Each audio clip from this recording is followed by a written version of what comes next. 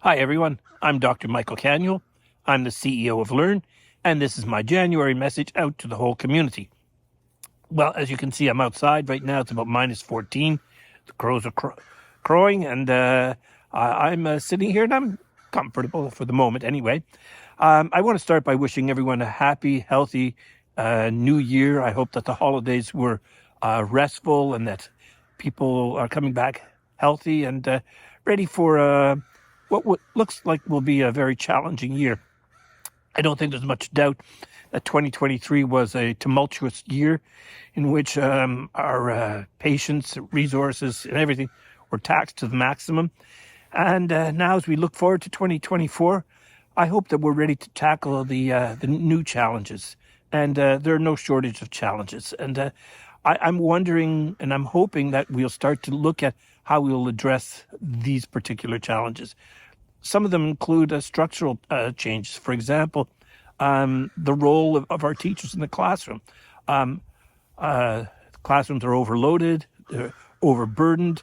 I look at our school administrators who are burdened with so much in the way of paperwork and bureaucracy. Same thing with our school board administrators.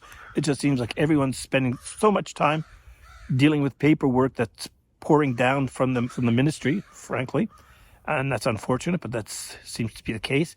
That we're forgetting that we're there to help prepare the kids for their future, to give them those skills and competencies that would allow them to do well in a world that's, and we've been saying this for a number of years now, full of uncertainty and rapid flux and technological societal. We have countless other issues that we have to address. How well are we preparing our kids in terms of the skill set that they need to deal with generative AI and the changes that's going to bring about in schools?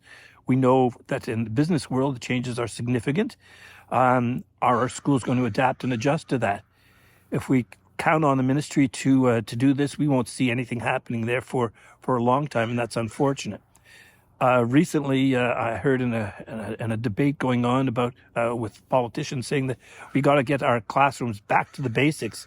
Well, if they mean back to the basics like what we were doing in the 1950s, we're going to be doing a tremendous disservice to our students. We need to be really thinking about what's in their interest. And so the challenge is out there to all members of our society, our stakeholders, our commissioners, our administrators, and especially to our parents. We need to put pressure on the powers that be to start to rethink a lot of what goes on in our schools.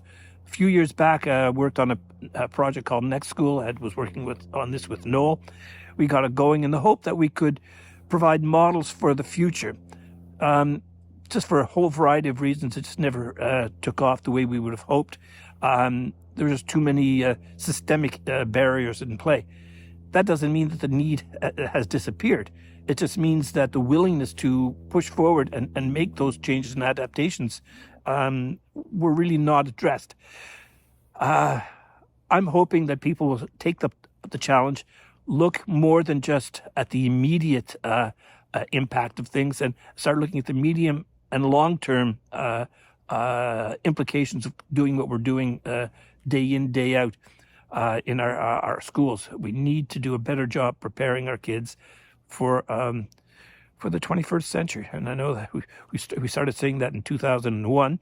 Here we are, 2024, and the message hasn't changed. We haven't done a whole lot, and maybe, and unfortunately, I think we might even take a few steps back.